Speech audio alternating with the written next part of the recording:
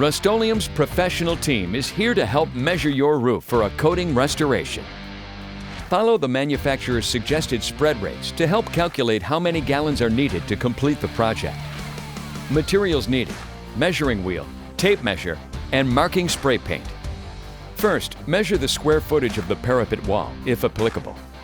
Use a tape measure to record the height of the parapet wall needed to be coated. Then take the measuring wheel and calculate the perimeter length of the parapet wall.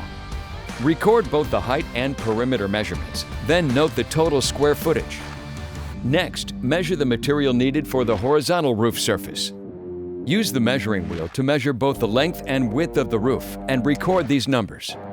To help determine how much coating to apply, the roof can be marked in 10-foot by 10-foot sections, often referred to as a square in the roofing industry. Each product will likely have a different recommended spread rate per square. This information can be found on the manufacturer's technical data page, or TDS. Now, record specific areas where additional repairs are needed prior to coating.